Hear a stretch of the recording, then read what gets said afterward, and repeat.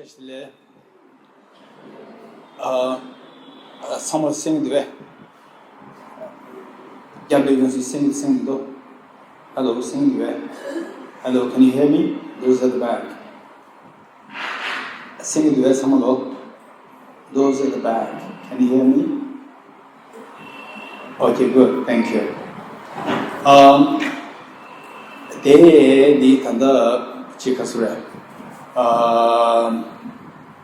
The director again to them like any stone shelina in Tanaki the any engineer shell. How many of you understand Tibetan? Raise hands. How many of you understand Tibetan? Okay, how many don't understand Tibetan? Raise hands.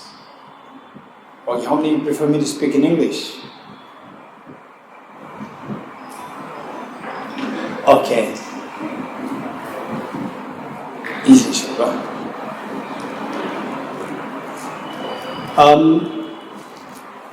First of all, I'm extremely happy to meet the youngsters, all the youngsters here, and particularly, most likely, the freshers. How many of you are in the first year, besides? Newcomer. The freshers, the first year. Second year, third year. Okay, and masters? Okay, good. In fact, I'd like to quickly and let you know a little bit about Tibet House, where I'm working at the moment. I'm teaching there. Is that the Tibet House was established by His Holiness the Dalai Lama in 1964. And the purpose for establishing Tibet House was primarily to bring about awareness of Tibetan culture,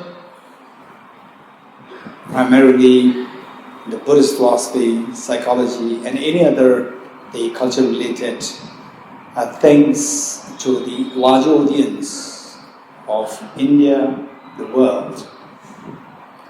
And in this connection, perhaps towards the end of my talk, I'll be also happy to share with you what are the things that we're doing, and also in what way the students can take maximum advantage of that. Let me repeat it. At the end of my talk, I'd like to also share with you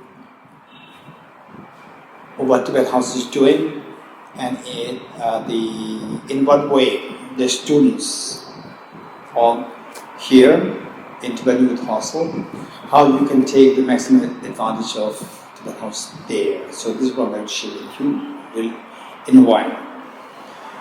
And I personally, I'm sure that many of you are from TCD school. Raise hands. TCD school. Okay. It doesn't matter which school you're from, but just for information, that once upon a time I was as young as you are today, and I was brought up in TCD school, and after completing, when I was in class 9, 10, 11, 12, for 4 years, I was thinking of becoming a physicist. My main subjects, the subjects which I liked the most, were physics and mathematics, and of course Tibetan, these three subjects. And then many of you may be wondering, I'm sure you may be wondering, what made you a monk now? I'm sure that you have this question. Okay, so the point is that this is what it is, and then I studied in Buddhist dialectics, then completed my Geshe degree in Hostel monastery.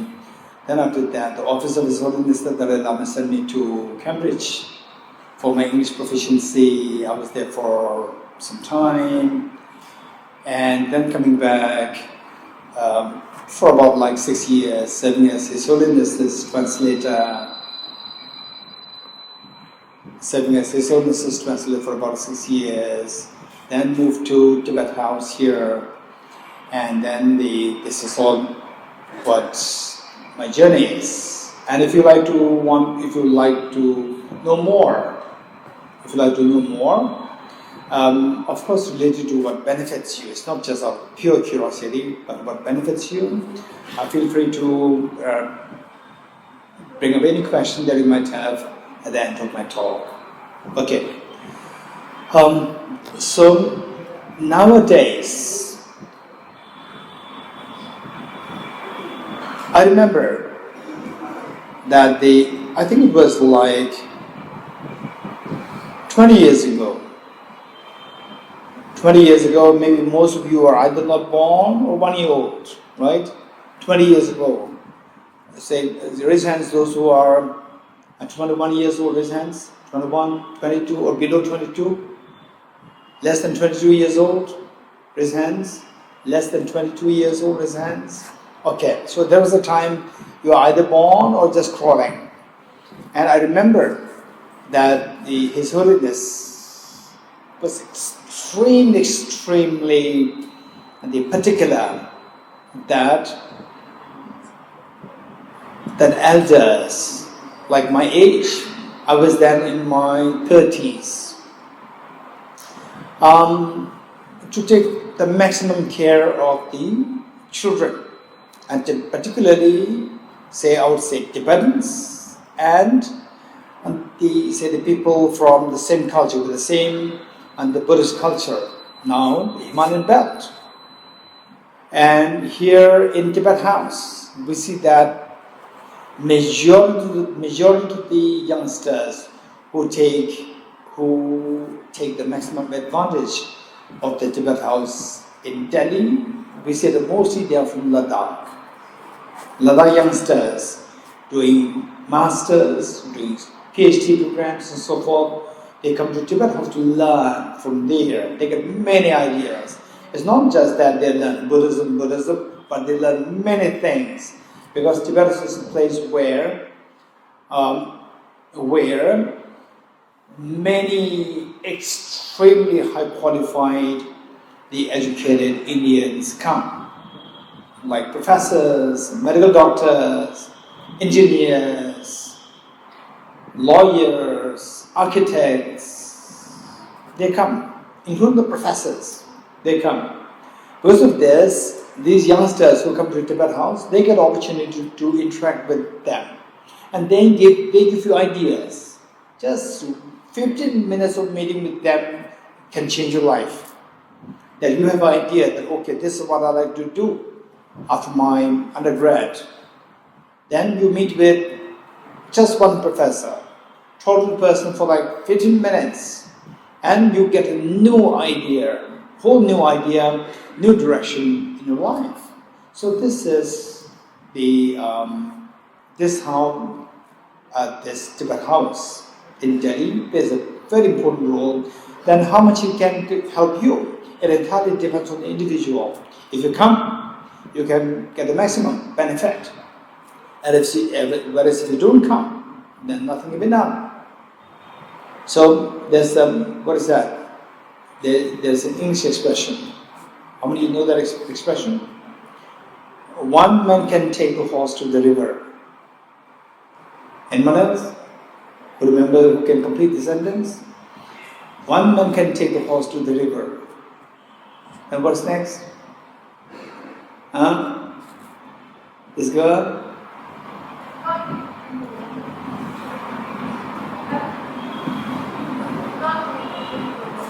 Anyone else? Anyone else? No. Oh.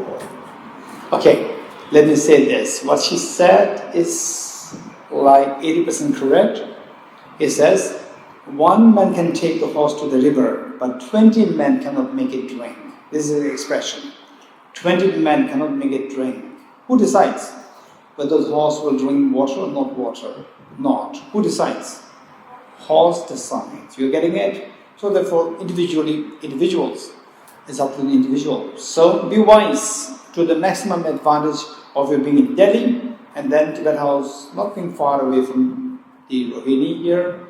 I would suggest that you take the maximum advantage of the presence of Tibet House here. There are so many programs they conducted there. Okay, so with this in mind, in the first place, what I'd like to share with you is that the fact that you are here, I'm here, and the director and the two staff here, Geshe, and we're all here. There's one thing in common. Whether you're Tibetan or from Himalayan belt, it doesn't matter. We all have one in common, that we're all karmically connected with His Holiness the Dalai Lama. That's a common thing.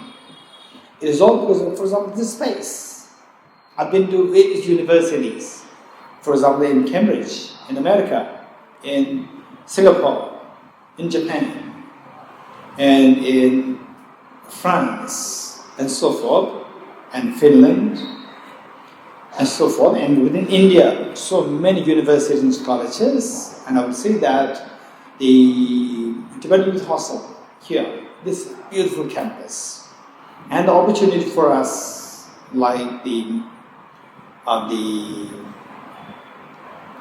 facilities, all forms of facilities, and extremely cheap, and yet you get everything.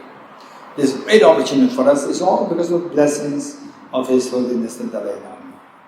And we need to remember that that who is His Holiness the Dalai Lama? And Venerable is there. Venerable? Oh, yes. Okay. It was. I'd like to share with you that since that it is the responsibility of the elders to share the background information of the past and how we reached to this, how we have come to this level of the progress. So it is the responsibility of the elders. If the elders fail to impart this information to the youngsters, then we cannot really blame the youngsters. So it is the responsibility of the elders. And for example, say, I've got the opportunity to really see His Holiness extremely closely, and then these anecdotes, it is my responsibility to share with all of you. And it pertains to His Holiness, how He's being respected by the leaders of the world. Not only the common people, but the leaders of the world. At the same time, how all these facilities we get, how these facilities come into being, how much His Holiness is putting effort in order for us to enjoy this facility. So, in this connection, I'd like to share two anecdotes. One, to see how much His Holiness the Dalai Lama is being respected by the world leaders, including President of America, number one. Number two, and how these facilities, they come into being. Is it that, there's a bunch of Tibetan boys and girls, so now, not only Tibetans, the whole Himalayan belt, there are youngsters who are going to be here, and then the people, it is a moral responsibility to give this to them. No, it's not like this. It doesn't work like this. Because youngsters is not only the Tibetans and the Himalayan belt students, but youngsters, there are so many youngsters everywhere. And at times, we can also say that there are some youngsters who actually have who are actually genius, have a tremendous potential for them to grow, to become the Nobel laureates in physics, Nobel laureates in chemistry, economics, literature, and so forth. But they did not get the opportunity. Whereas why we get this opportunity? Why? So how others they don't get this opportunity while we have all these facilities? How? So I'd like to share two anecdotes with you, because this is what I've witnessed with my own eyes. And then if you know these things, this will then give us a feeling of gratitude to His Holiness the Dalai Lama. As I said earlier, the fact that I'm not just saying that you are the beneficiaries of His Holiness the Dalai Lama's blessings. I'm also one of them. In fact, from scratch, when I was in school, upper TC school, from scratch, when I was just 5 years old, from there till today, is all because of the blessings of His Holiness the Dalai Lama, that they say that I am what I am today, all because of that. So what I'm saying is that the first anecdote that I'd like to share with you was that it was back in 2004. How many of you know where Jordan is? Jordan. Where is Jordan? Anyone? Boys? Girls? Where is Jordan? Anyone? Where is Jordan? Any idea? Raise your hands, those who know where Jordan is. Jordan. Raise hands. You don't know. Huh? Don't feel shy. Over there, one. Anyone else? Where is Jordan? No idea? Okay, how many heard? How many heard the country? The reference of this word, Jordan. Okay. The Jordan, how many heard about Jordan? Raise hands. Only 1, 2, 3. Okay, 3. The girls, no girls. All 3 boys. The girls, no one. Jordan. Okay, Jordan is a country which is run by a king. And it is just adjacent to Israel. And why I'm bringing up Jordan was that His Holiness the Dalai Lama, perhaps that was the first time that His Holiness the Dalai Lama visited a Muslim country. It's a Muslim country, Jordan. His Holiness was invited. For what? Actually, it was a conference of the Nobel laureates. Okay. How many Nobel Prizes are there? Anyone? Nobel Peace Prize? And what else? Anyone? Any idea? Raise hands. How many kinds of Nobel Prize are there? Anyone? No? The boys? How many kinds of Nobel Prize are there? Anyone? 5? Okay. So we need to, you're young. It's so important that we need to learn all these things. And let's say that how many times you flip through Instagram? How times you flip through Facebook? Instagram? Then what else? WhatsApp? What else? Okay. So there's no harm. You flip through this is fine. At the same time, you also flip through where's Jordan? You also flip through what is Nobel Prize? How many kinds of Nobel Prize are there? Like Nobel Prize in physics, Nobel Prize in chemistry, Nobel Prize in literature, Nobel Prize in economics, Nobel Prize in medicine / physiology, medicine / the study of physiology. Why / Because it may not always be medicine. For example, like Professor Eric Handel, he was not a medical doctor, but he got the Nobel Prize in medicine in 2004. Okay. How many were born in 2004? Raise hands. Okay. There are several of you. So that year, Professor Eric Handel was awarded the Nobel Prize in Physiology, Nobel Prize in Medicine.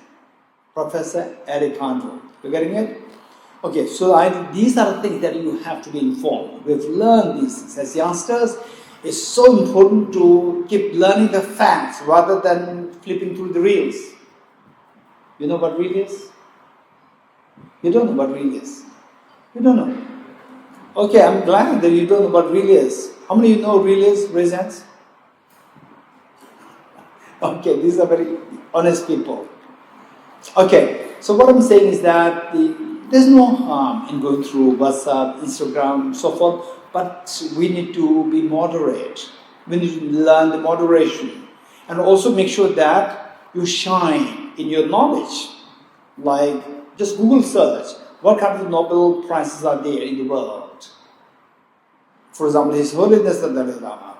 His Holiness was awarded which Nobel Prize? Nobel Prize in Peace. Which year? The boys, the girls? Okay, the boy over there? Yes. 89, perfect, very good. Thank you. So, this is what we need to learn. We need to learn all these. You're getting it? Okay. So, having said this, the first anecdote that I'd like to share with you is that His Holiness the Dalai Lama was invited to Jordan by the king to be part of the conference of the Nobel laureates. And how many Nobel laureates were there at that point for the conference? I think about 173. And 6 Nobel laureates in peace. Rest of them are in different fields, like physics, chemistry, literature, economics, and so forth. So there were 173 Nobel laureates, and all the 6 Nobel laureates in the front row, and the king and the host. The king jointly with Professor Elie Wiesel, who was also a Nobel laureate in peace. So 2 of them hosted the conference. Professor Elie Wiesel, who passed away, he was also a Nobel laureate in peace. And 2 of them hosted the conference. Then conference, I think, was for like 2 days. And during the closing ceremony, they invited Bill Clinton. Who is Bill Clinton? Who is Bill Clinton? Anyone raise hands? Who is Bill Clinton? Anyone raise hands? Raise hands. Okay, the boy over there. A former president of USA. A former USA president. Very good. Thank you. Thank you. So he was invited as the chief guest for the closing ceremony of the conference. And all the Nobel laureates, including His Holiness, they were all there as an audience, and because this is a conference. Then the king and Professor Elie Wiesel, 2 of them were the hosts.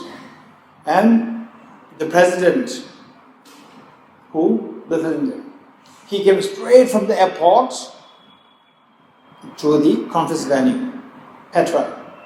Okay, just Google search, what is Petra? We're getting it? Or how many of you do Google search? Raise hands?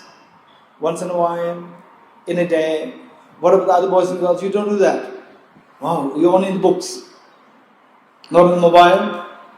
Okay, you do. Google search that, Petra, P-E-T-R-A. Just check, what is Petra? You're getting it? It's a very famous place in Jordan.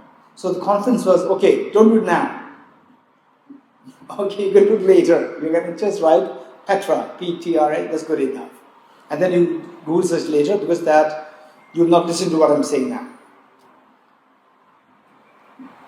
Then Bill Clinton, he came straight from the airport to the venue. And then he was invited to the hall with the dais on the stage straight away. Then what he said, this is what we have to listen. His Holiness the Dalai Lama, who we are all karmically connected with and whose blessings we partake, we reap the benefit, we are the beneficiaries of His Holiness's blessings. So what happened was that President Bill Clinton, he came on stage, and then what he said was that I was invited here as the chief guest to talk. Actually, I don't find myself as worthy to talk to you, but I should come to listen, because this is the assembly of all the great minds of the world today. And he said, for example, listen, this is very important. For example, then he folded his hands and said, for example, His Holiness the Dalai Lama. There were 6 Nobel laureates in peace, and there are 173 other Nobel laureates. And the King of the Jordan was here. Professor Ali Wiesel, who was also Nobel laureate, was here. But President Bill Clinton, he did not mention any of the other names except His Holiness name. That took great reverence. This is His Holiness the Dalai Lama, our leader. This is His Holiness, whose blessings we read, we get, we see, we are the beneficiaries. And then all these facilities, they are all because of His Holiness' blessings. Okay, number 1. Number 2, how these facilities we get. This is another thing that we learn. One time it was in Australia, and I was there, and His Holiness' program starts from 8 a.m. in the morning. His Holiness gets up at 3:30. How many you get up at 3:30, reasons? 3:30. Wow, 3:30 a.m. Okay, so the 3:30 a.m. is the peak of our sleep, deep sleep, right? His Holiness already got up, started his day, meditation, and so forth. And at 8 o'clock, then the program starts. So the program of His Holiness was all like one after the other, back to back, till like evening 4 or 5. So this is His Holiness program. And it was like, say, addressing a huge public here, again the next venue. At one point there was a group of people, about like I think 160, 150 people were there, and it's just very brief address of His Holiness. His Holiness was escorted from another venue to this place. Then His Holiness asked the organizer, and what is this group? Then the organizer, okay, listen, this is very important. Organizer, and we are all included as a part of this group, as the beneficiaries. The organizer informed to His Holiness that this is the group of people who, since 1960s, that when His Holiness and about maybe few 10,000s of Tibetans escaped from Tibet and settled in India, and the Tibetans need the maximum support, financial support, and then the main organizer informed His Holiness, these are the people who coming to know that His Holiness is somebody who is giving everything to the world, and then they feel that they have to do something to support His Holiness' people.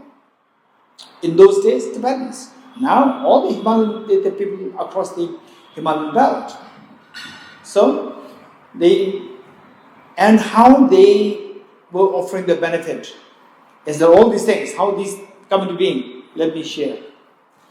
Some of them would say that I take coffee 3 times a week, 3 times a day. And if I cut down my 2 coffees a day, I take only 1 coffee, then the money that I save, instead of taking 2 coffees, this I gather and send them to the Tibetan people. Then some say that I usually eat once or twice in a week outside in the hotels. And it's very expensive. And now, instead of eating outside, I can eat in my own home. And whatever money that I save, so this again, I send it to support the youngsters who His Holiness is to take care of. So it is through these efforts that all these buildings, facilities, your room, this beautiful campus, it all happened because of peace. And many of you, they're from the TCT schools, and also from the Central School for Tibetans. So we all get the benefit out of this. Then His Holiness, look, what His Holiness did. His Holiness is such a respected leader in the world. even the President Bill Clinton, he was showing reference only to His Holiness while it was with the presence of over 173 Nobel laureates there, but he mentioned His Holiness's name. So such a respected the leader of the world. For these over 150 ordinary people, His Holiness folded his hands and said, please continue to support my children. And who are these children? We, myself, you. We all fall in this camp. In a way, we are all extremely blessed, even if, say, somebody is a child of, what is that? Child of Obama or child of whatever, whoever they are. But they are not the recipients of His Holiness's blessings. But each one of us, we are the recipients of His Holiness's blessings. So no doubt, from our side, if we can be careful, not only that we receive benefit from His Holiness in this life, we can be connected with His Holiness throughout the future lifetimes. This is something so important. Only if we come to feel the benefit of how we are here, although we are in this campus, but we are connected with His Holiness. Somebody can be in Harvard University, somebody can be Cambridge University, or here in India, Stephen's College, St. Stephen's College, so forth, but they are not connected with His Holiness. They do not get this opportunity to be connected with as recipients of His Holiness's blessings. So from that point of view, we're extremely blessed.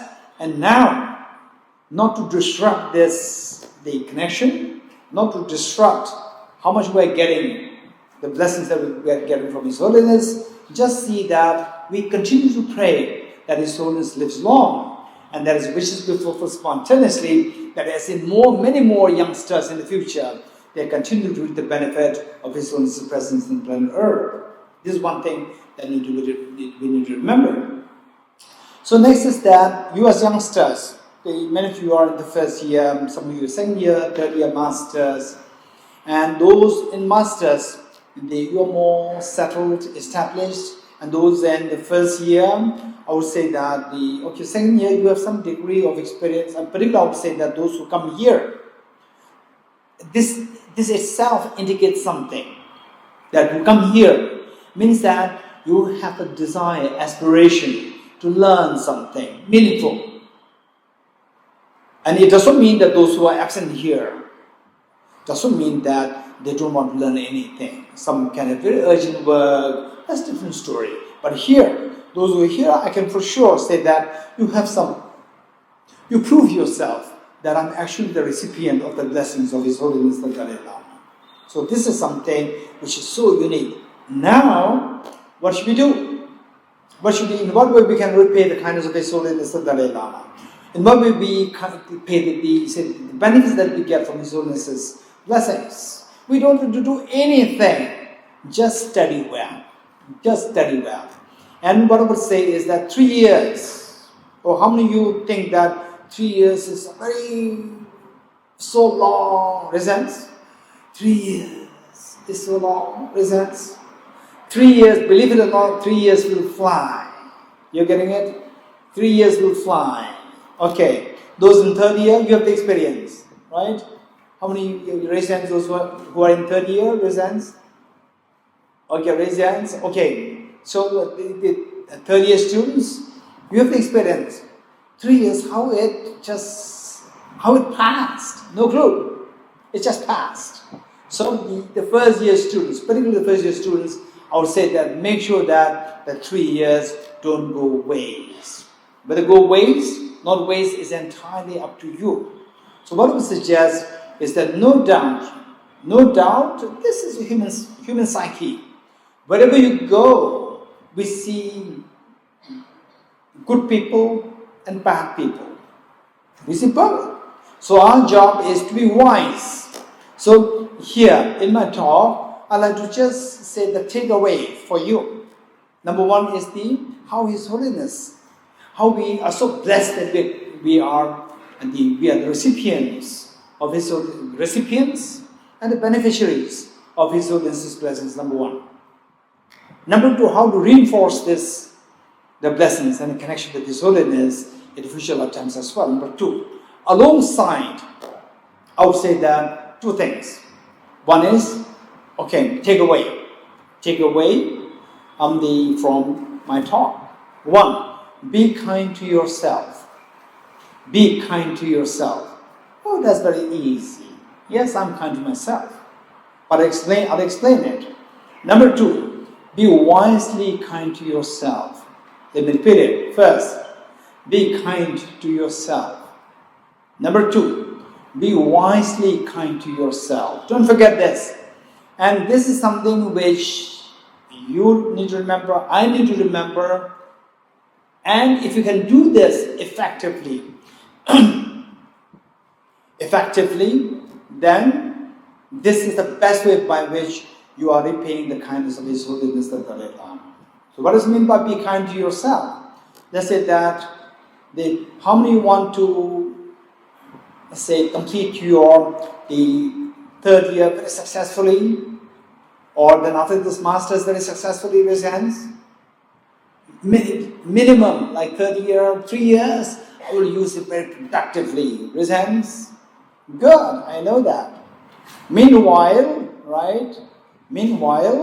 so say a successful undergrad, successful masters. All of us want that. And if possible, PhD, a successful PhD. And then gradually become a professor, wherever, in India, or in America, or in Japan, or in Germany. So these are the resultant states. With the results, everybody wants good results. What's the first takeaway? Be kind to yourself, which means that give yourself good results. Give yourself good results. Give yourself happiness. Don't give yourself miseries. You're getting it? As simple as that. And then, today's what? Which year? 2024. After 20 years. Okay, 20 years. After 20 years is long. Many years later? Or, no, it's very quick. What do you think? Hey, boys, girls? 20 years later. Long time in the future, he's talking about 20 years later. Right? Or, 20 years, it flies. What do you think? 20 years, so long in the future. Right? Okay, 20 years, will just believe it or not, I was once as young as you are today. You're getting it? At this age, most likely it is like 1 year, a little earlier, 1 year before your age that I joined the Institute of Buddhist Studies from the school. I graduated from the school and I went to the Institute of Buddhist Studies 1 year younger than you or 2 years younger than you. And then now, 35 years gone. 35 years gone. Time flies. You're getting it? Say, after 20 years, I don't know where each one of you will be. I don't know. For sure you are not going to sit here. You're getting it? After 20 years later. Then 20 years later, you say you may be going through a tough part of your life. How many have been through a very tough life? Raise hands. Very difficult life. Very difficult life. Okay, not much. So don't worry, young ones, right? All the tough, difficult part of your life, they're waiting for you.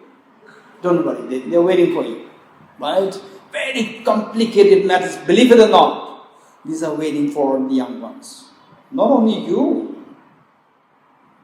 I was also once as young as you are, and then difficulties will come.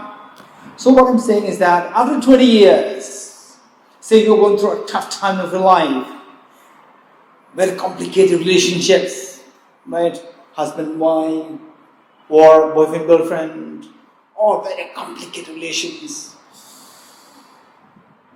Very complicated, right? Many people, okay, I don't want to go too much into that side. Very complicated part of your life. And then you remember, 20 years ago, when I was in, Tibet, something, TCB, youth something, dormitory or hostel something, right? And once there was one the monk who came from something or Tibetan hostel or Tibetan house, Tibet house, something. He came and he said something. Be kind. What? What's the first one? Be kind to yourself. He said, oh, now I should be kind to myself. Look, I'm so miserable. I'm living a very miserable life, right? Now I should go to pubs. Okay, how many of you know what is pubs? Huh? You don't know.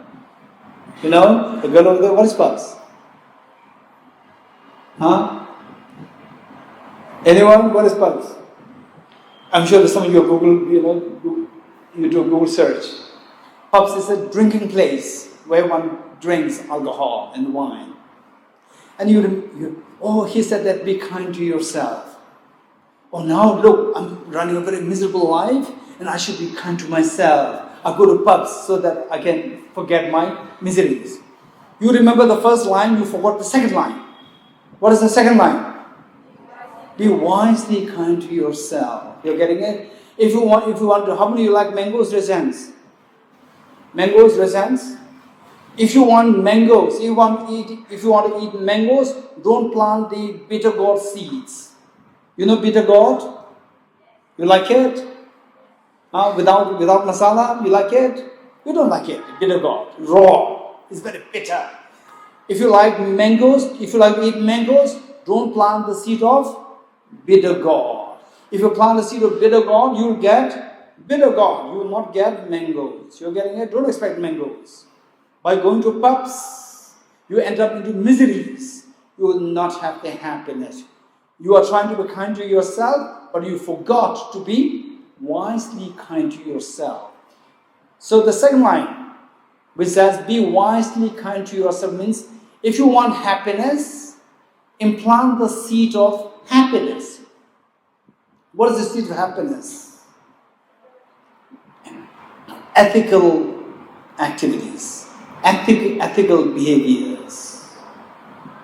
So, do something positive, do something good, positive, instead of doing something wrong. Doing something wrong and expecting happiness is like planting the poisonous seed, and expecting Alfonso mango growing. Don't expect this. You're getting it? So therefore, be kind to yourself and be wisely kind to yourself. Let's not forget it.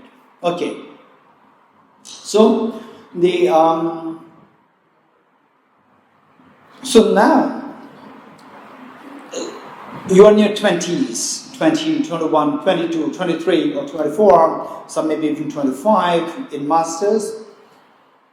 What if suggest that you're bound to face with difficulties, and difficulties are all related to your mind. You're getting it? It's like, say, emotions. So we need to learn what is known as managing the emotions. We need to learn this. So, say you are sad, you feel lonely, you feel depressed, and at times, okay, you learn about this, be kind to yourself, don't be wise to kind to yourself, and then you see that your friends, they are going to drinks, they are going to taking weeds, and so forth, and then you're also about to go there, suddenly you remember these two lines. Be kind to yourself, be wisely kind to yourself. Oh no, I shouldn't be doing this, I'm being unwise, never go there. Then what happens, all your friends run away from you, because they see that you don't want to involve into alcohol, you don't want to go into drugs. So they want to go away from you, and you feel lonely. You're getting it? These things happen. When you do something good, there's a tendency that you can feel lonely at times. What should we do? I will share one anecdote, my personal anecdote, when I was in school with you, and this will be a great inspiration for you. In fact, I was in my class 11, in Dharamsala, and reaching class 11, the students, all my classmates, they're reaching the puberty age, late teenage, age 16, 17, 18. Then I had two best friends. Three of us were always together since we were age since we were in class 6, 7, 8, 9. Then by the time we reached class 9, 10, then 2 of them started to isolate me. And I started to feel so lonely. Because that 3 of us were always together, and suddenly, at a certain age, 2 of them started to go on their own and then isolating me. I was just wondering what happened. I started to feel so lonely. So those people who tend to be good, there's every tendency that you can end up with this problem of feeling lonely. That all your friends, school day friends, your college days friends, not today, after you completed college, when you go to your jobs, and even in college days, you may feel that your school day friends, they all run away from you. And then they see that you are something very weird. So, on such situation, what should we be doing? Remember this anecdote which actually happened to me. Class 11, when that happened, then I went straight to my teacher. My teacher meaning, I was in the hostel and the hostel warden. And interestingly, or luckily, I would say that hostel warden happened to be a philosopher, one of my teachers, Venerable Geshe Dorji Damdul, and a philosopher, a psychologist. Then I said that, nowadays I feel so lonely. And then he said, why? I said, because my 2 friends, they all go away from me. And this is how I feel so isolated, ostracized, and lonely. And my teacher said, don't feel lonely, Dorji. I said, why? This is a big compliment from your friends, from my friends. This is a big compliment. I said, it's not a compliment. I feel sad. I feel lonely. He said, no. This is a big compliment for you. I said, how? He said that your friends, now there is an age, your age, and they want to go into, in those days, drugs is out of question. In those days. Now it's becoming common. Drugs and alcohol become common even in schools. He said that your friends, they want to do something wrong. And they know that you are not going to do that. So when they are with you, they don't get the chance to do those things like smoking. So they want to do that. And they know that in your presence, they're going to do that. So they isolate you so that they can do that. When I think of this, in a way what they are saying is that you are a good boy. You are not going to do these things. Then my perspective changed. Then from the next day, when they go on their own, and when I go on my own myself, I see there is a big compliment and it's so rewarding to think with that perspective. So, particularly when you do something good, the tendency is that others who may not be good, they may isolate you or they may ostracize you and they may make you feel that you are a weird person. Out of such situation, what I would suggest is that remember this anecdote and you will be inspired. This is a big blessing for you. There is a big compliment for you that you are not destroying your life.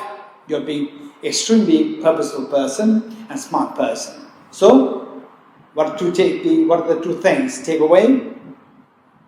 Be kind to yourself and be wisely kind to yourself. Okay, so with this, the managing emotions, you're bound to go through mental turbulence, mental disturbance at times, once in a while. Out of such situation, what do you do? I would say that, okay, we don't have much time.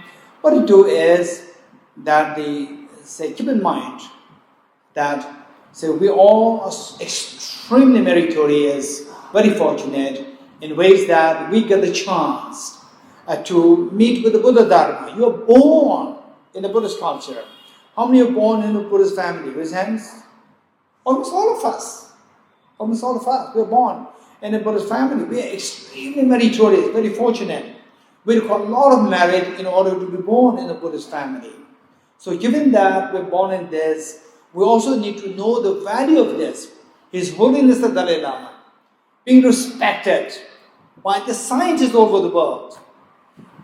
For example, I remember one professor, Professor Anton Zelinger, Who was anyone who knows Professor Andrew Zelinger? Anyone from physics resents? Anyone doing physics? Physics honors? Okay, no one. Or feeling shy? Okay, Professor Anton Zelinger, he is a physicist. And he is very closely associated with His Holiness the Dalai Lama. And I also had the honor of meeting with him, asking him questions on quantum mechanics during one of the Mind and Life conferences. Okay, how many of you heard about Mind and Life conference? Mind and Life conference. Raise hands. How many of you heard about it? One over there, one boy there, anyone else? Mind and Life conference. So you must again note it down and Google search it later. These are the things that we need to know. So finally, we see that we have the gadget, we have these mobiles. It's a great opportunity for learn to just whole genre of the knowledge, whole encyclopedia of the knowledge, whole library of the knowledge is on a mobile. Then what to watch, what not to watch is entirely up to you. Whether you graduate, okay, by the way, let me share something with this, very important for all of us. It was like, I think about like 20 years ago, a teacher who was teaching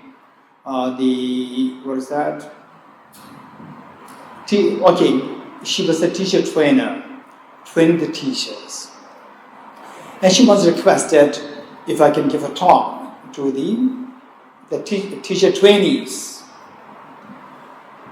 Then in the talk, I said that we tend to go after the gossips. We tend to go after all the rubbish. We talk rubbish. We think rubbish. So what we do is that for one week, experimented. Just stop talking all rubbish. Thinking rubbish automatic. We cannot do it right away. It requires a lot of training. But stop talking rubbish. Right? What is Shahrukh Khan doing? What is Madhupur doing? What is that? And all these things. What is that? All these people, many of which we cannot even reach, like Mark Zuckerberg and so forth, right? There's nothing wrong to talk about them. But just dreaming about these and not actually studying anything meaningful. And just going through all these reels, what other person's doing, it's just all rubbish. These are actually stealing our potential, wasting our potential. So I told the trainees that stop talking all the rubbish. Talk only meaningful things for a week and then see. And then after 1 week, the teacher of these trainees, she informed me that the trainees, they're saying that if you don't talk rubbish, there's nothing to talk. I said that this is an indication that your mind is filled with garbage. When the garbage is stopped, you have nothing to talk. Now your mind is free from the garbage. You are emptying the garbage. Once the garbage is emptied, if you have a small house with all the garbage inside, you have no good things to put in. So what do? Remove the garbage. House becomes empty. Then put the good things. Likewise, I said, now it's very good. They discovered that their mind is filled with garbage. Now when they talk, they have nothing to talk besides the garbage. Which means that they discovered that. Remove the garbage and then your mind becomes empty. Now fill it with good information. Learn good information. So likewise, all of us, that we need to learn these things so that our emotions, we learn how to manage emotions. And the Buddhist teachings, Buddhist psychology, Buddhist philosophy, believe it or not, for example, like these brochures, it seems like there are more students than the brochures that we brought. By the way, for you, they say, I brought this book here, the book. Each one of you get this book and a brochure, so we'll try to distribute all. And then some of you may not get it, but don't worry. On this, you can, if you look at there are some links given there. If you check it, you will get all this on your, the soft copies. You can easily get it. Okay.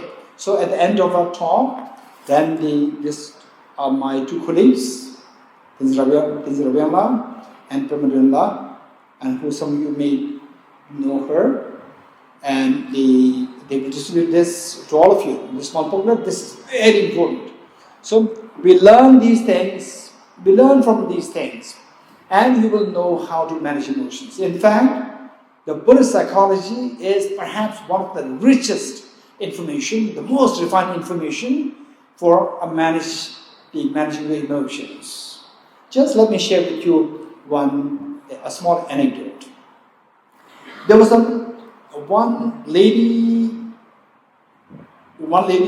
who is a doctorate in Western psychology, and anybody who's doing psychology, taking psychology presents as your subject. One over there, 2, 3, 4 over there, rest.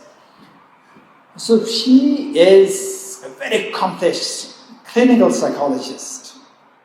Did a PhD in clinical psychology, and then what happened was that she opened her own clinic, and she later told me that when she was trying to apply the Western psychology which she learned, the clients or her patients, they're not really benefited out of what she was trying to help with the Western psychology. Then she came to know that there's a course, 6 month course in Pune University on Buddhist psychology. So she joined that. She completed a PhD in Western psychology. She joined the Buddhist psychology 6 month course. She did it. Then she again applied this in her own clinic to the patients. And she said that the patients get the maximum benefit from the Buddhist psychology which she learned. You're getting it? Okay. So with this, then she started to teach Buddhist psychology. She started her own Buddhist psychology course, and so many Indian youngsters, they're joining the course. So this is extremely, this is the treasure of your culture, of my culture, of your culture. You are from Ladakh, from Arunachal, from wherever you are, or Tibetans. This is our culture. It's so sophisticated. And oftentimes, this just reminds me of one small anecdote. We advertise job vacancies in Tibet House. We advertise that, and the Tibetan boys and girls, they apply for the job. And today also, we did interview for one vacancy. And then the interviewers, who are the interviewers? Interviewers are all the educated Indians who learn Buddhist philosophy, Buddhist psychology from the Tibetan House. And then the Tibetan boys and girls, they come for the interview. And then the interviewers, and Tibetan boys and girls, that's age 20, 21, 22, 23, 24, they think that these are just Indians, they don't know anything about our culture. You getting it? And these Indians, they are so happy to see a Tibetan or anybody from Himalayan belt who's from Buddhist background. They're so happy to see that. For them, they see the value of the Buddhist philosophy and the Buddhist psychology which they were introduced. And they were so happy that these are the people who actually should be inheriting this culture, this their culture. So happy to meet them. Ladakhis, Arunachalis, or the Sikkimese, or the Tibetans, anyone, they're so happy. Then they ask, why do you apply for this job? And they will say that, Tibet House, this is my culture, Tibet, my culture, and the Buddhist culture, I like my culture.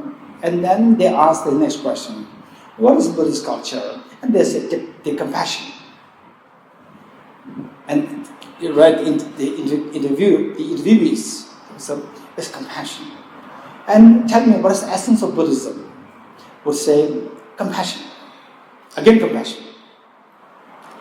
Then say that what's the philosophy of or the compassion? Good heart. What do you mean by good heart? Compassion. What's compassion? Good heart. And what are the Four Noble Truths? What are the Four Noble Truths? It's a Buddha. Right? They start with Buddha. And then these educated Indians, interviewers, their mind just dropped. Their hope simply dropped. Four Noble Truths, Buddha. Right? And compassion. Right? So, one or two boys and girls would say truth of suffering, and then truth of what? Don't remember. So they think that the Tibetan boys and girls, or even today, there were two Ladakh boys and girls who also came for the interview. Anybody, they think that they don't know anything. They're Indians, they don't know anything. This is our culture. But they actually already know. They are like your professors to teach you Buddhist philosophy. So this is where His Holiness the Dalai Lama is putting so much effort wherever he wants to travel, be it to Sikkim, Gangtok, or to Leh, Cholamsar, wherever he wants to travel, he always advises all of us that we have to know our culture. Our culture is the culture of Nalanda tradition. So we have Tibet House, we have this program. There are 3 programs there. One is for 5 years. And this one is for 1 year. And the third one is for 6 months. 6 months program will come not now, little in a while. At the moment, the enrollment has already started. And this will teach you what is the Buddhist philosophy, what is Buddhist psychology, how to manage your emotions. This is all being taught. And then today, Tibet House, how many students? Just with the last 6-7 years, we're told about almost like 6,000 students from all over the world. And who are they? Mostly professors, medical doctors, engineers, architects. So very educated people. So they apply for this. They see the benefit of this. And from Russia, we have more than about 2,000 students pure from Russia. So this is how the world everywhere, they were taking interest in our culture, your culture, my culture. If we don't know this is a big shame on us, that later on, we might have to learn our own culture from somebody else. So with this in mind, let me share you with one thing. What is the weight, the gravity, the refinement of your own culture, my culture? That when I was in Cambridge, 2003, when some of you are just born, or maybe 1 year yet to be born. 2003, when I was in Cambridge, I used to meet a lot of physicists. And there was particularly one physicist who was extremely bright, and at one point, and he can make very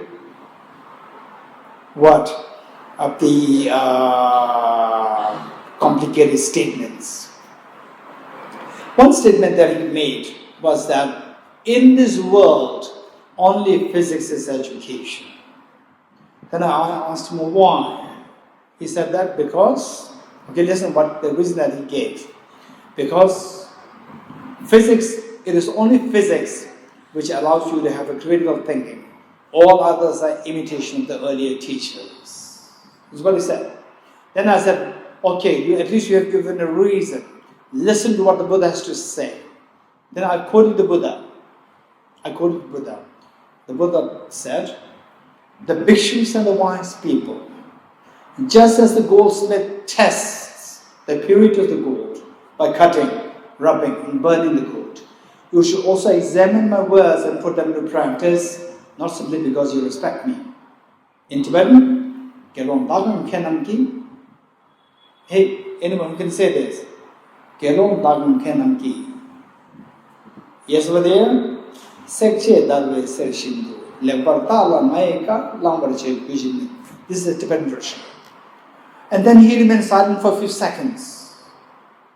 Then he said, the Buddha must have been a great physicist. You getting it? What is that? oh, the Buddha must have been a great physicist.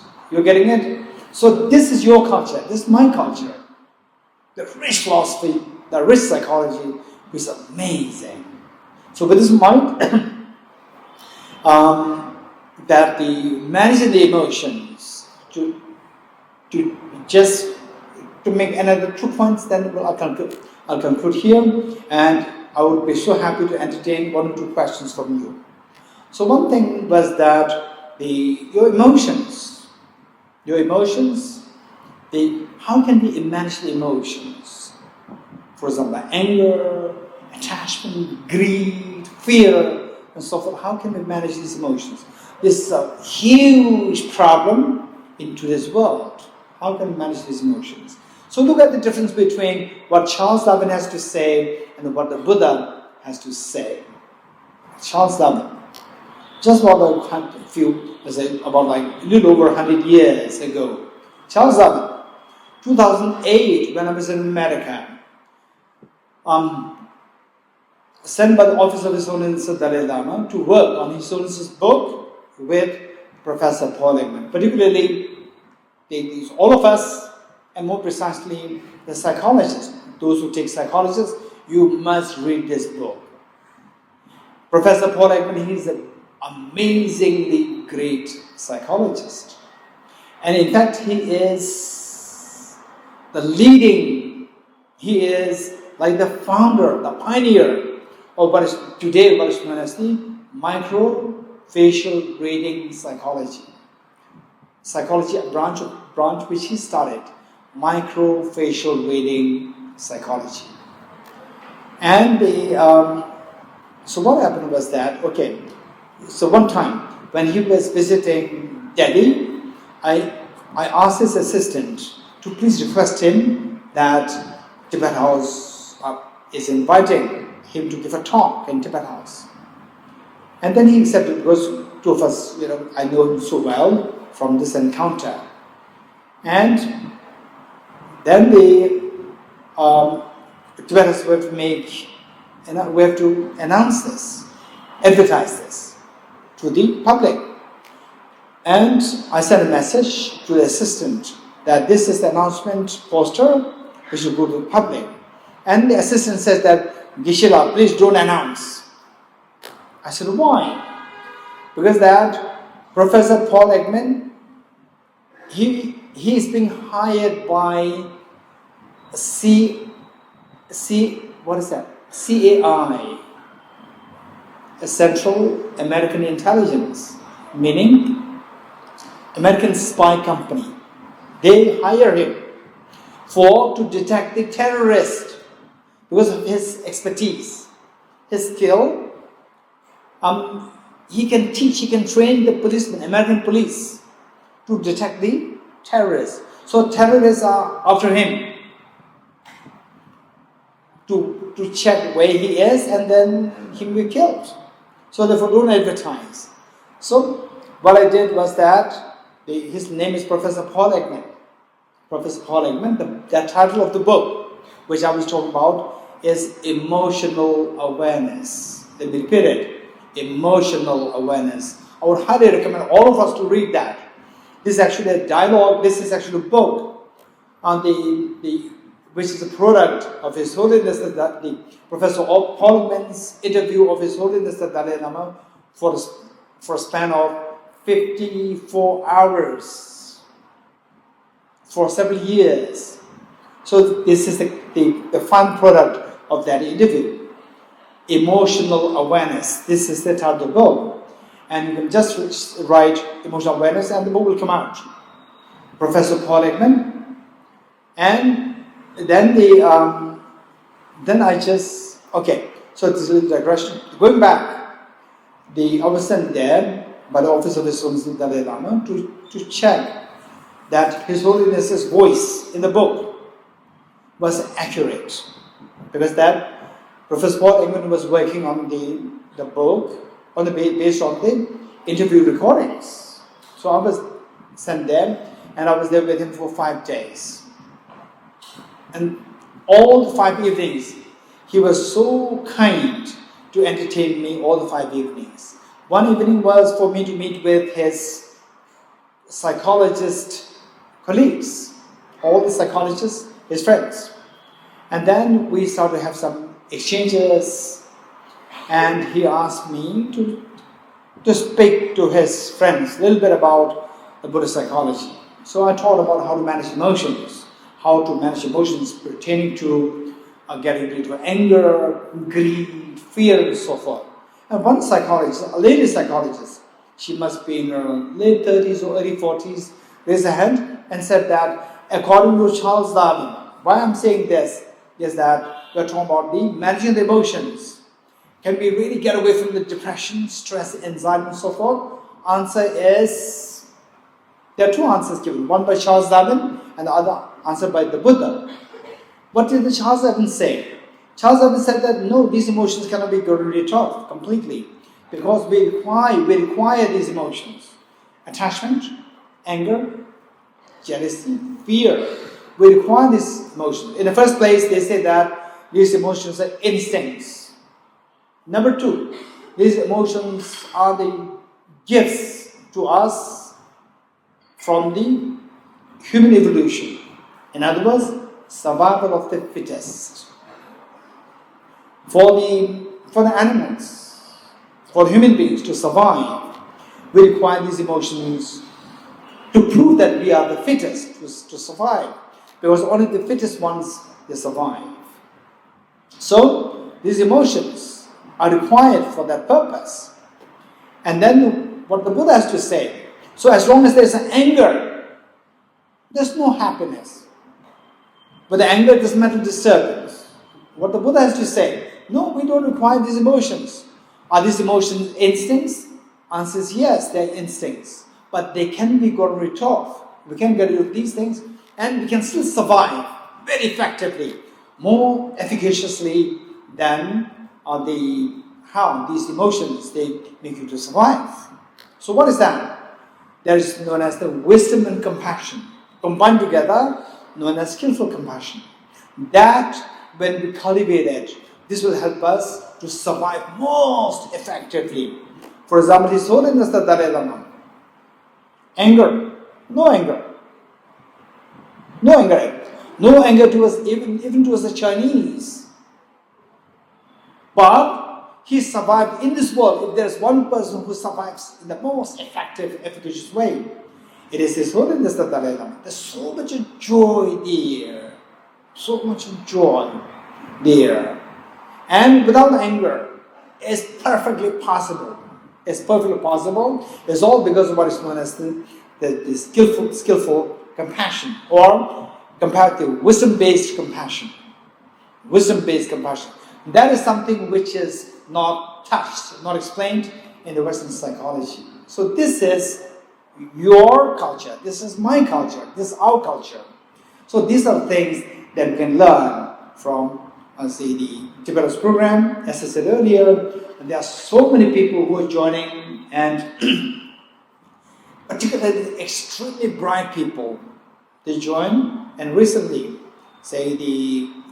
I went to give a talk in IIT for 2 days about managing the emotions. So here, I just briefly touch. I do not go into the depths. Okay.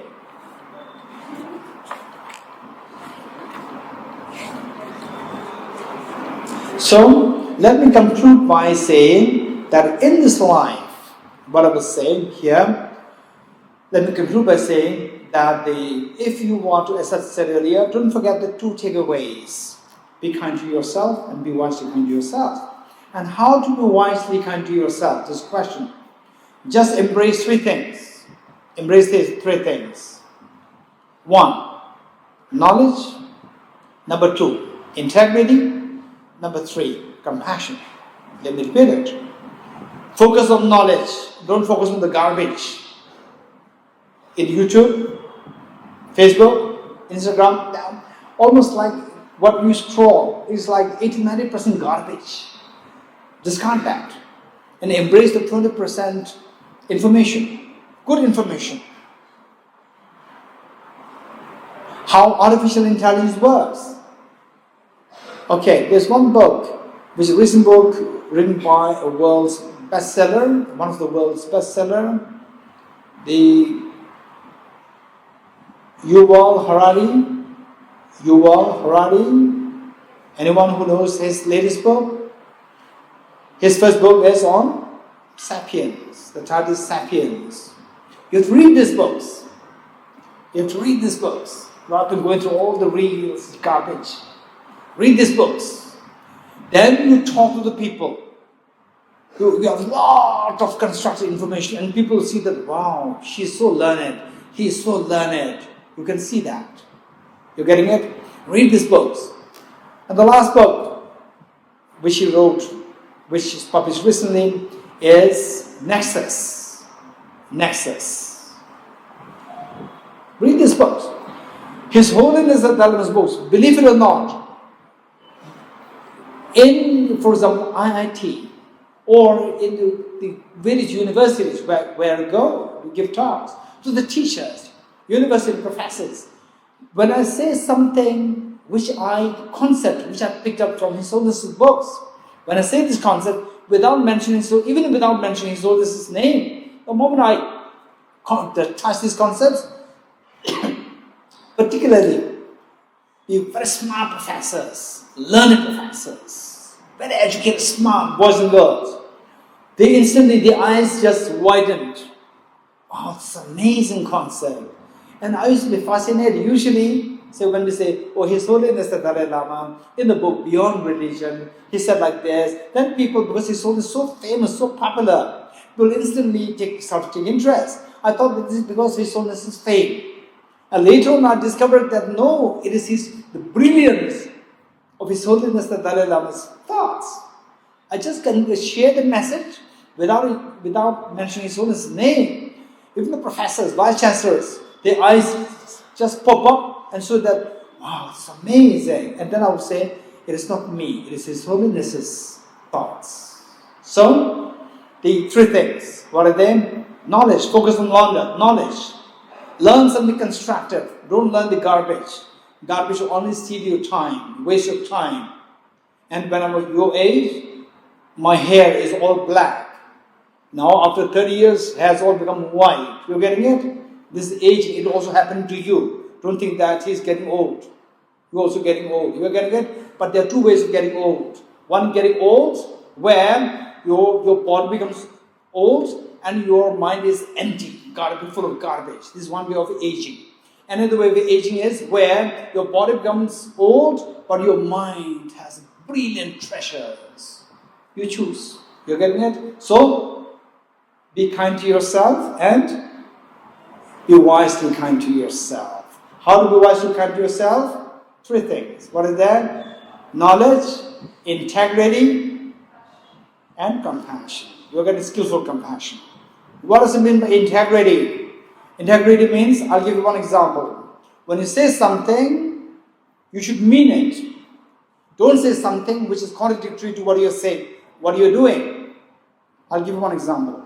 You are in your room, and somebody's calling you, hey, where are you? And you say that I'm on my way. Are you on the way? You're not on the way. You're still in the room. You're getting it? I'm already on my way. This is lack of integrity. In other words, honesty. Honesty. Ethical. That is the integrity. Okay, thank you. And thank you so much.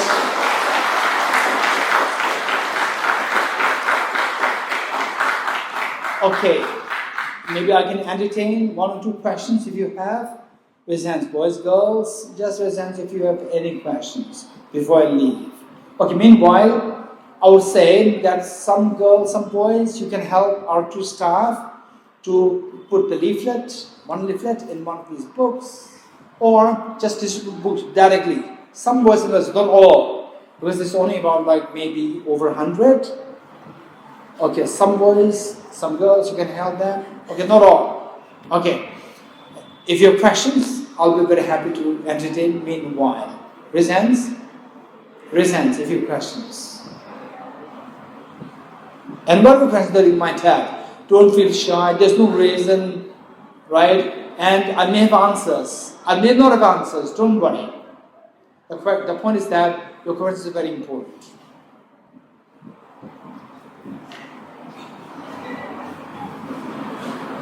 And for some you may not get this, the leaflet. Don't worry, as long as you get this book, that's good enough. And leaflet, what is in the leaflet? You can borrow from somebody and you can go through later.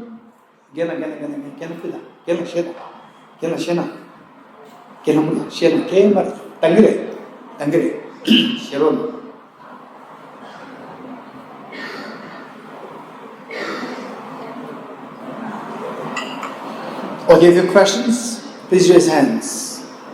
Questions? Raise hands.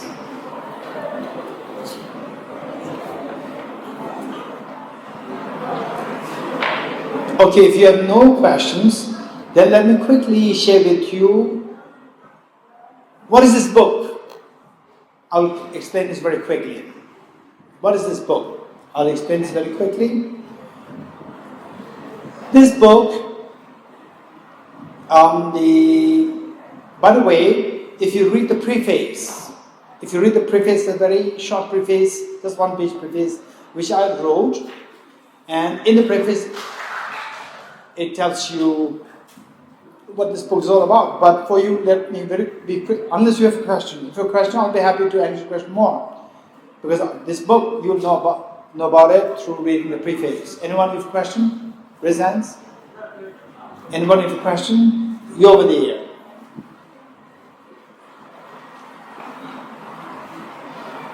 If possible, introduce yourself, your name, your subject, what subject you're doing. Yes. Hello, sir. So, my name is Tenzin Children, and I'm pursuing the psychology honors at College, and I'm doing my first year there. So, basically, I feel like my question would be relevant to the teaching, today's teaching or something, but then it can be really personal, and I feel like lately I'm saying the people around me and including myself. So I'm basically going through something, and so I'm in a state right now where I'm really hopeless. And even though I used to be someone who always been there to my friends, and I know that what should I say, what I'm doing right now, I took a really wrong decision yesterday only, and I started doing bad things and all this stuff. And knowing the fact that it's a wrong thing, and knowing the fact that I used to always be someone who's been there and listen to my friends whatever they're going through, but still I choose the wrong way, which I always tell my friend not to do it. And I try to find ways to overcome the hopelessness and being a state in where you feel really hopelessness. You're studying psychology and you're doing okay, what's your motive to doing psychology? Okay, for me it's help other people. So now I'm in a stage that I can't even help other people and trying to pretend I'm okay. And crying, I cried and then I started laughing. And then for a moment I started crying back.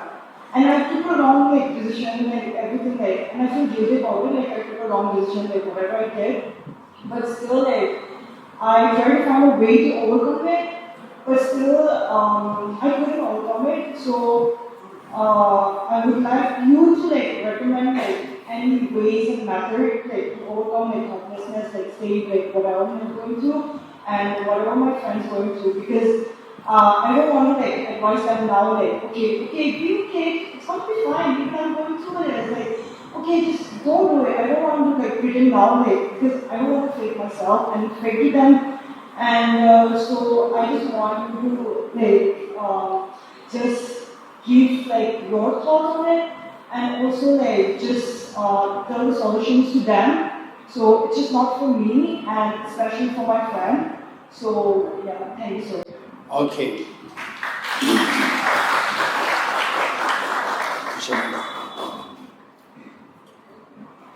Thank you so much, Tenzin Children. Your name? Tenzin Shilton. Tenzin, thank you so much. Your question is extremely relevant, and that is very important question. It's not just what you are encountering now, it is what almost like minimum 80-90% of the youngsters, they go through these problems. And what I would suggest is that, just for information, this is more very internal. What I would say is that the Tibet House is maybe a little far away from here, but it's always open for you. So that the boys and girls, in fact, Tibet House, as I said earlier, there are so many people, the professors, medical doctors, engineers, even psychologists, those who come to learn. So Tibet is always there for you. And many people who are going through mental disturbance, mental ill health, they also come to Tibet House to receive counseling. You're getting it? So amongst the boys and girls, if you, like what the Shutala very clearly indicated, that if you feel that, because this is something, very important topic, and it's more like the set of the discussion, and then to hear more about reality, what's the situation like, but not just very generic, but the real situation, what you're going through. I have to listen to that very clearly, and the more open you are, clearer the answer you get. So what we suggest is that for all of us, that Tibet House is always there. And then I would also suggest that there should be the email address here, and you can just write one line saying, "Dear sir, dear ma'am, please include me in the mailing list of Tibet House." You can just say, "Please include me in the mailing list of Tibet House," and send one email, one line. And Tibet House will be so happy to include in mailing list. And every week you will get information about what's going there in Tibet House. And then you can visit Tibet House. Say we have some big programs where you can volunteer. You can make the request to Tibet House, please allow me to be a volunteer for this program, upcoming program. And once you volunteer, you get a volunteer certificate. And keep in mind, the boys and girls, that your CV is very important. What do you mean by CV? What is CV? Curricula vitae. Oftentimes we call it resume. Biodata, resume, CV, curricula vitae. It is so important for us, for the young boys and girls, to build your CV. That I volunteer here and there, I took part in this essay competition, I took part in that competition, I took part in this course, all these things will make your CV rich. And later on, when you apply for higher studies or jobs, your CV, the richness of your CV can greatly determine whether you get the job or not, whether you get the higher positions or not, or whether you get the scholarship or not. So your CV is very important, and all this will go into CV. This is one point. So on the be a part of Tibet House is right there in Delhi, and you can. There are so many things. There are so many opportunities that you can be part of. And don't think that I'm nothing. If I go to Tibet House, will they really even pay attention to me? Yes, most welcome. For Tibet House, there's no difference between whether you're rich or poor, whether you are, from this family, that family. No, we are all same. Whether it's Tibetan or anybody from Himalayan belt, even Indians, foreigners, whatever, whoever wants to, because the Tibet House is under the name, the cultural center of His Holiness the Dalai Lama. So there's no biases there. Feel free to join us for a cup of tea. You can have a cup of tea with Tibet House, and if it comes with if you reach there by the lunchtime, you also get a lunch, have tea together. Okay. So what I would suggest then, your question is very serious. So for this, because this is going to be this is a very serious question, it requires more detailed explanation. But for the time being, what I would say is that I would share with you one anecdote which the Buddha taught, and just try how much we can go in line to comply with the teaching of Buddha, where the Buddha taught that always go with good companions. Let me repeat it. I'm quoting Buddha. Always go with good companions. If not, better to go on your own than going with bad companions. Let me repeat it. Always go with good companions. If not, better to go on your own than to go with bad companions. This is extremely important. You're getting it? So in other words, for example, I think there are about a little over 200 students here. Some of the seniors are there, and I would say that just keep watching the seniors. Keep watching the seniors. From the seniors, some are extremely decent and some are hopeless. You're getting it? So even though you may think that you're hopeless, but if you're first year, second year, and you have the seniors, third year students, they're masters. Some of them are masters. Just look at who are the good ones. And then once in a while you meet them and just seek their advice. This is a very simple way of doing it. It's very convenient. And then if you have very serious matters, I'll be most happy to entertain you. You come to Tibet House. I'll be very happy to discuss with you. And how? It's very simple. So in fact, just this morning, in fact, my office, major part of my time is spent in counseling people from different disciplines, backgrounds. Just this morning, somebody who completed IIT several years ago, now running his own company, and he has a major mental issue, and he came, and I was giving my thoughts, and then I was teaching him how skillfully to gradually stop the antidepressants, the medicines for the depression. So the Tibet House is there for you, and inshallah, I'll be most happy if you come to Tibet House. Just let us know. One simple line. The email address should be available here. Just write to the secretary, I'd like to meet your director. A director for a personal appointment. Please give me a personal time. Then he will give you the date and time. And then if you think that this coincides with your class time, again write the second letter saying that it coincides with my time. If it is possible, I'd like to have from this time from this to this. Then you can come, we'll meet, and I'll be happy to respond to all these questions. Okay, any more questions? And this question is a very good question. This is a very serious question. I see that this is coming from your core of your being. Very honest, the question. Any more questions? Any more questions? Raise hand. Okay, yes, over here.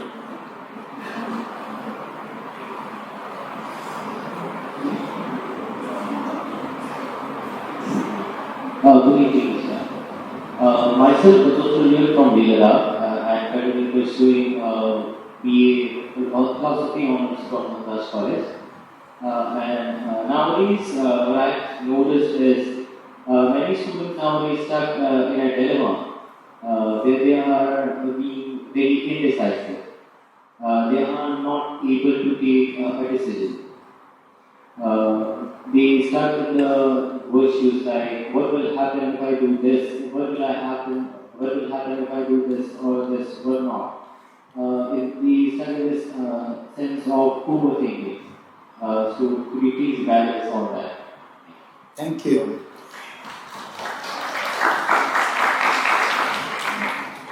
I'm glad that the questions thus far asked are extremely important, and it's actually not only for one person but for all. So this question is very relevant, and in fact when I was your age I was craving to look for answers to such questions, and this is exactly what your name? Kunjok Seri. Pinzok. Okay, Pinzola.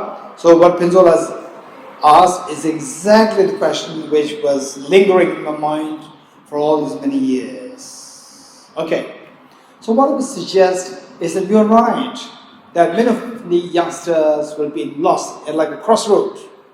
Which way to go? So you become so indecisive how to make a wise decision of your life. This is a very serious matter.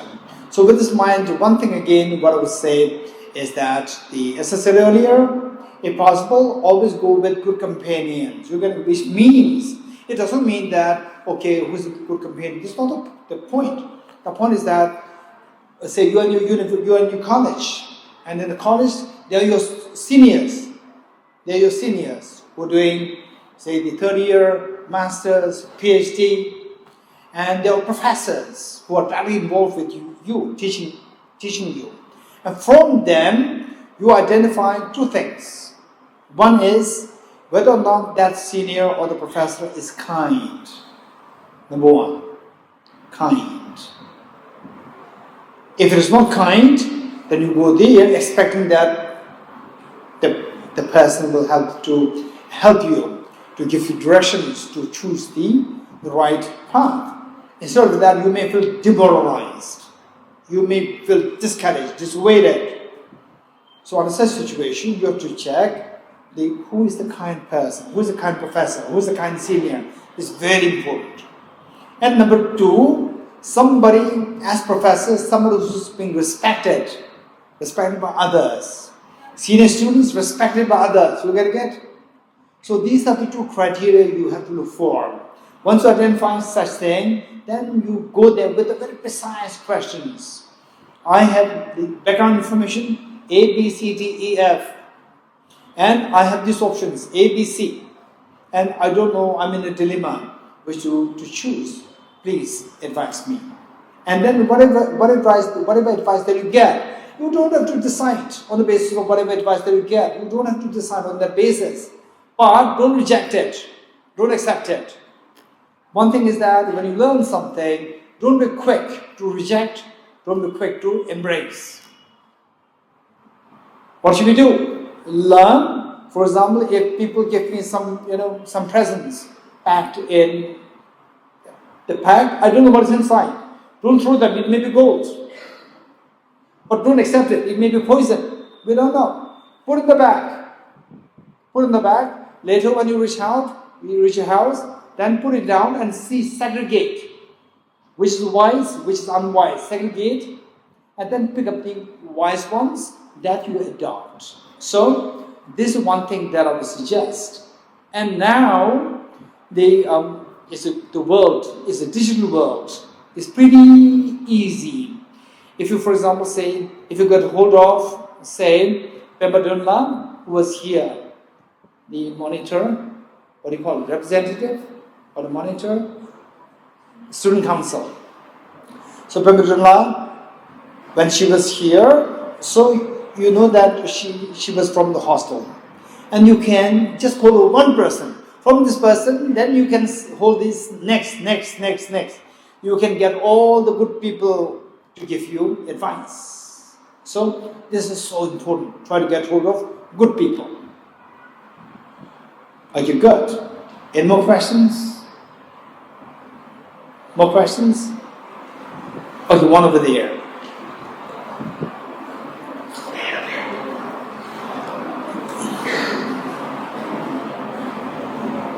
My name is Satish. And first of all, everyone, I want to thank Geshe for your precious time. You know that you are doing the wrong thing, and you know that you are thinking the wrong thing, and you want the best of the best. Like I want the best for myself. Like when you pressurize yourself, like I want to be the best and I want to get better in this stuff. Like answering these questions are great. In theoretical terms, it's very easy. But when it comes to practical, it's really hard to implement. So how do I get rid of it? That's it. Okay, I'm not sure whether, just wait. I'm not sure whether I got your question fully. You repeat it if I'm wrong. The question is that we do wrong things, but I want the best thing for myself and for others. So it is easy to talk, how to be good, but it's difficult to act to become good. This is the question. Okay, repeat it.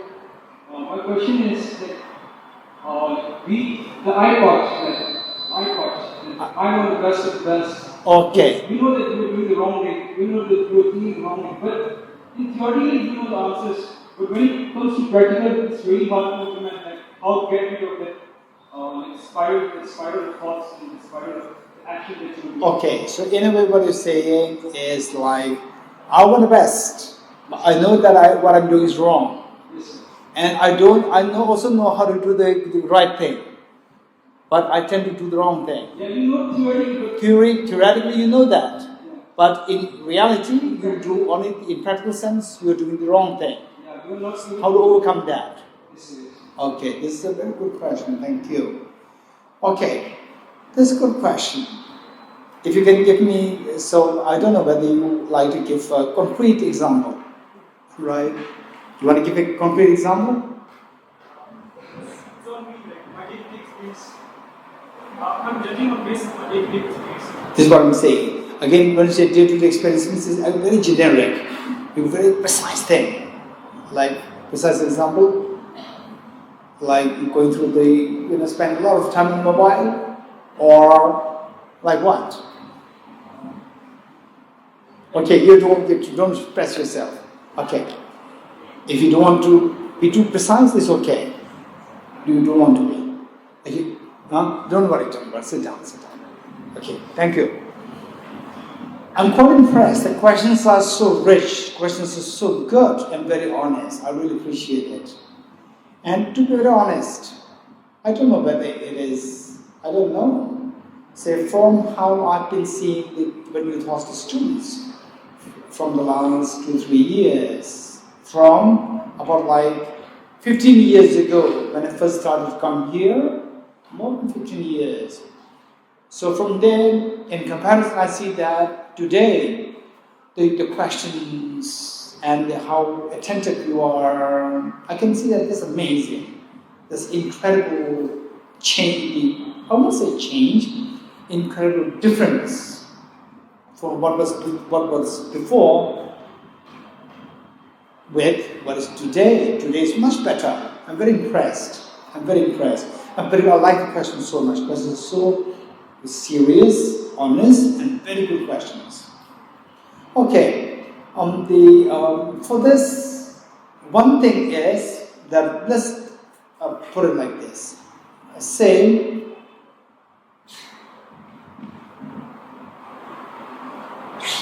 if someone is learning how to speak German, your name is Chanjul. If Chanjul, each one of us, just imagine that yourself, you are learning a new language, German, right? And you know, okay, who are you? You know that. You learn this, who are you? And the person said, I'm so and so. And then you said, where are you from? You learn all these things, but you're not fast. Language, when you speak English, when you speak Tibetan, is very fast. But when you speak German, which you learned the last 2 days, few words, even that you have to struggle. How many have seen some people saying, Dashi Dalai, right? Learning Tibetan for the first time. Dashi Dalai, Kerang Kusu, right? Tangbo, right? So we laugh. It's very funny. But the people, that person is struggling. You're getting it? So, how to make that person speak as good as how you speak Tibetan? How to make that happen? Tell me. Practice. What do you mean by practice? Consistency. Just do the same thing over and over and over again. You're getting it? So sometimes we know the theory of how to be good, but then we don't do that. So for that, what I would suggest is that first try to do it once. Try to do it once. When you do it once, don't leave it just on the theory. in practical terms, just do it once. When you succeed in this, then don't start big. Start small. Start small. One at a time.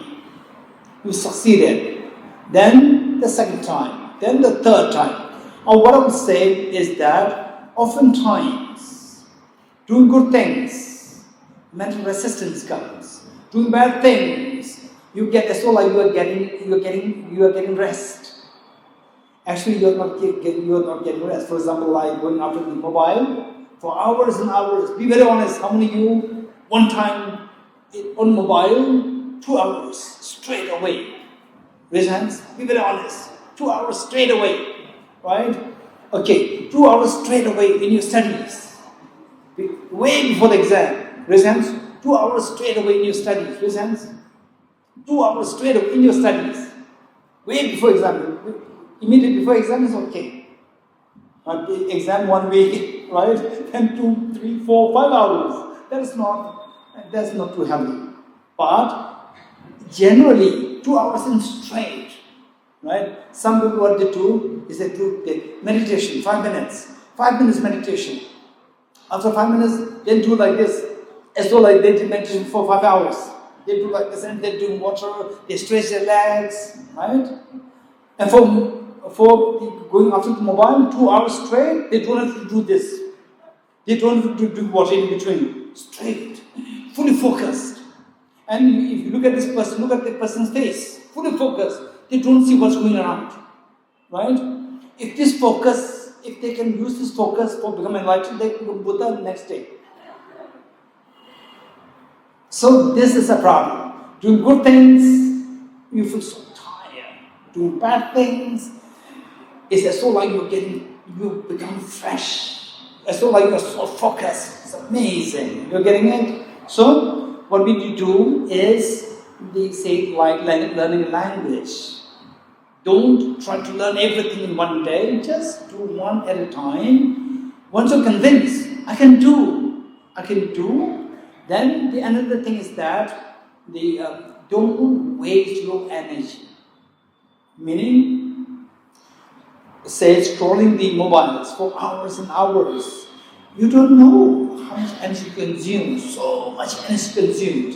And how do you know the energy consumed? At the end of the day, when you have the deadlines, essays to write, homeworks, so forth, you are left with no energy.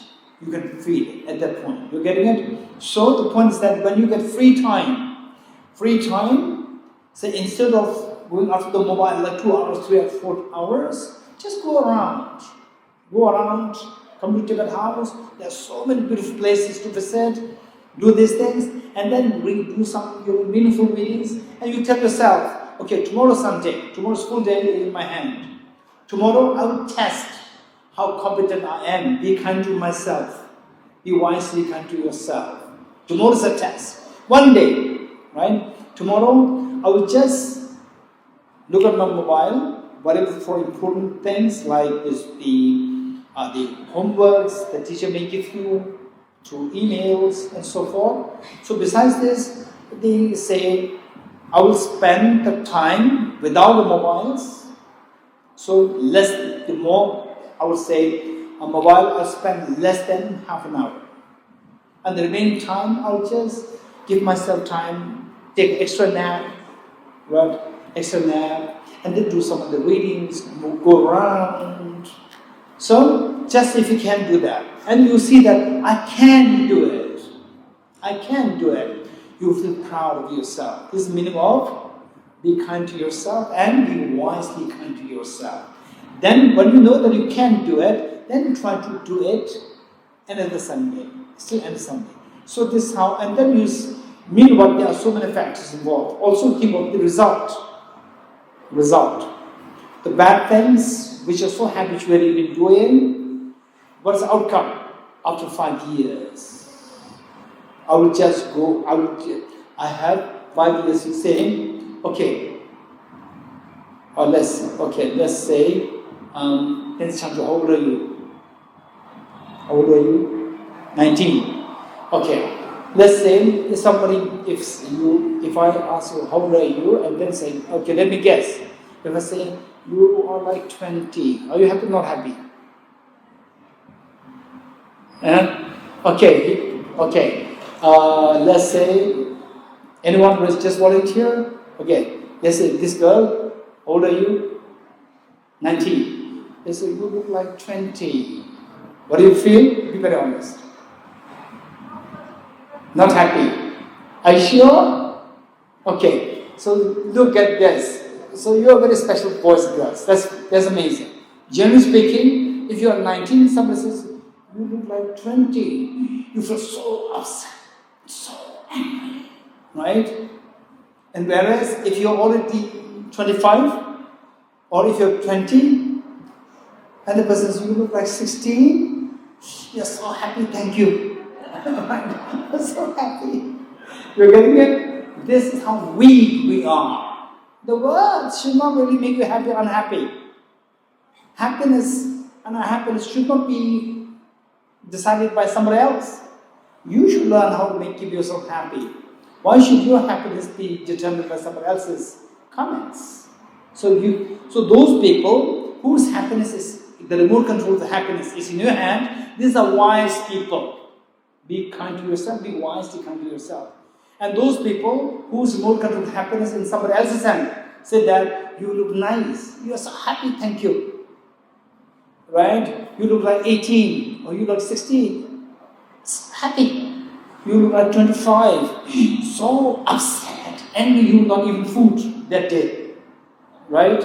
So this is where you give your remote control of your happiness somebody else's hand. This is unwise. You getting it? So this is, in other words, be kind to yourself and be wise to be kind to yourself. Good? Okay, I think, any pressing questions? Okay, over here.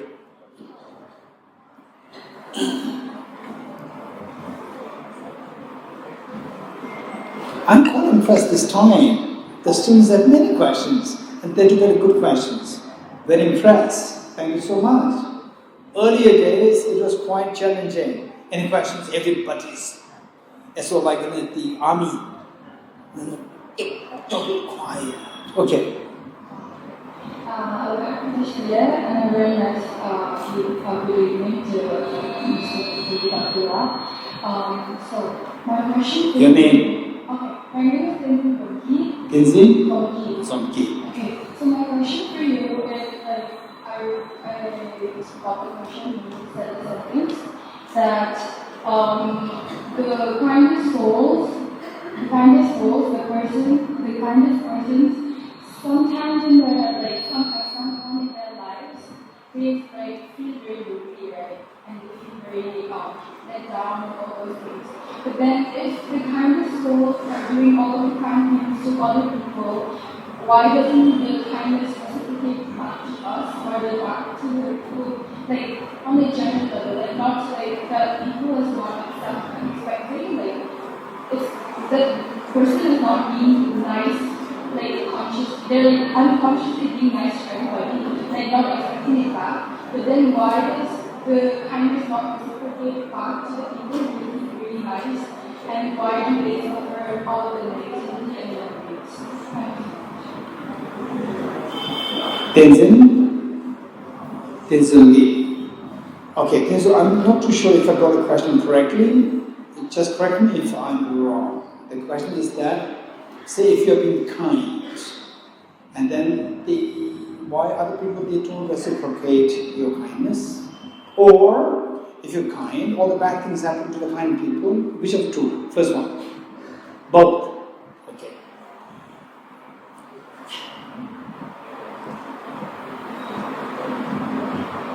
Okay.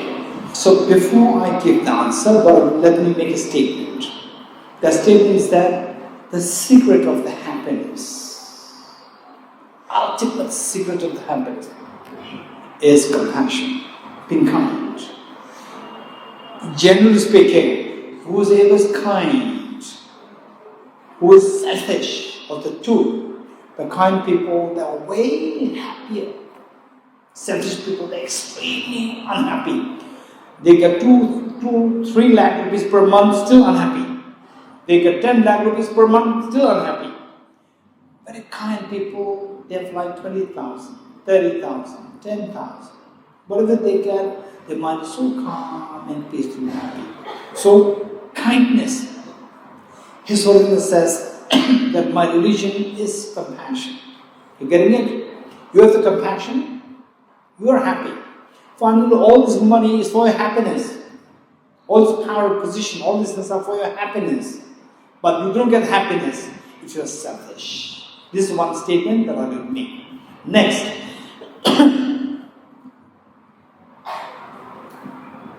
Say in a university. Okay, let me say that in this world, Albert Einstein, he teaches relativity theory to other people.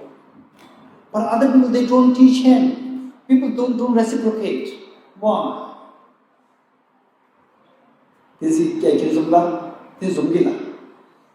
Why? Because Einstein is one, right? People don't have the knowledge to share with him. Because whatever knowledge other people share with him, you already know that. He already knows that. So when you're kind, why people are not reciprocating is that you are rich with kindness, they don't have the kindness. So you're rich. So you give gold to others and other people, they don't have gold. You're getting it? So if you give gold, don't expect other people to give gold back to you. Because they might be very poor. They don't have the gold. They don't have the gold of compassion. You have compassion. So when you see that, say you're compassionate, you are very kind, you give benefit to other people, but people, they don't reciprocate because they don't have the compassion, same compassion level as you have. So in a way, this is a big compliment to you. Now next question is, some people who are very kind, at the same time naive. Let me repeat it. Somebody who's been kind, at the same time being naive.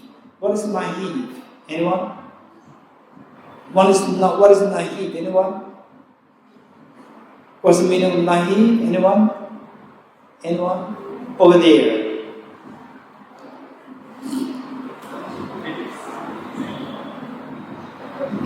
Yes.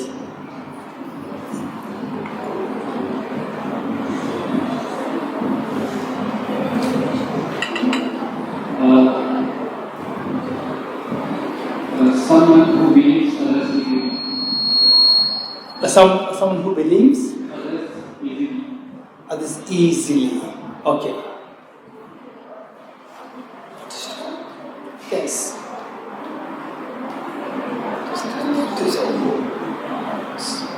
Okay. Yes, thank you. What's your name? Denton. Tinnes. Thank you. Tinnes, thank you. Naive, meaning that, as what Tinnes has said, someone who believes in others very easily. This is one. Another one is that they say you have a very unrealistic expectations. Somebody had unrealistic expectations. You're getting it? You say then, oh, if I pray to Buddha, or if I don't study at all. I just keep off mobile all the time, and the last minute I pray to Buddha, please let me pass. Then I'll pass. This is too naive, expecting more than what is expected, acting unrealistically, with unrealistic thoughts. Okay, so someone who can be very compassionate, but very naive, expecting that everybody should be kind. No, not that everybody is kind. Believe it or not, each one of us, you young boys and girls, in your life, you come to know that eventually in your life will teach you a lesson that generally speaking, in this world, who is really kind, number one, His Holiness, no doubt. Number two, your parents, generally speaking. Some people might have complication with your parents, but generally speaking, your parents. And then one or two reliable people you may meet in your life, if you're lucky. Otherwise, majority of people, you will see that they don't have this kindness. You're getting it? So if they're not kind, how can you expect them to reciprocate? You're getting it, number one. Number two, that bad things happen to the people who are kind. So why?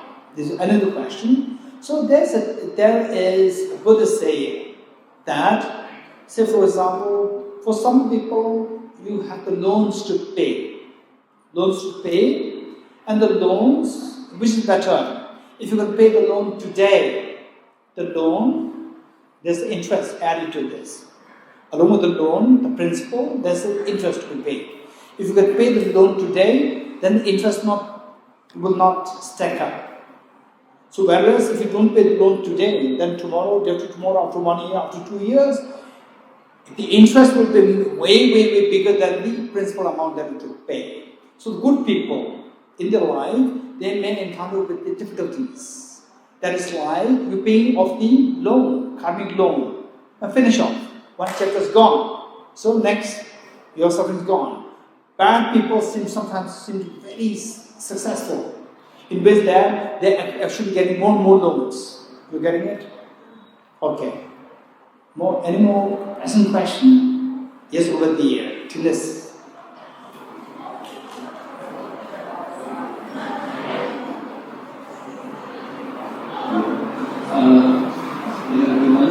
I agree with this question. We have seen that science and religion don't usually go, and they are very important. What I've seen in Buddhist philosophy or Buddhist religion, many great scientific minds, or you could say many prolific writers like, as you said, Harari. In his book, Sapiens, he talked about impermanence and other Buddhist philosophies. So, what makes Buddhism different or special? Okay, this is again very good question. Thank you.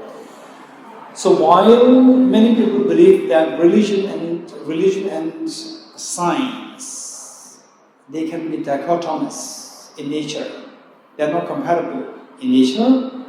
What makes Buddhism so special in ways that there are many scientists, there are great the writers, scientists, who see Buddhism, who actually what they talk, it revolves around Buddhist concepts. So why Buddhism becomes very special? This is a question.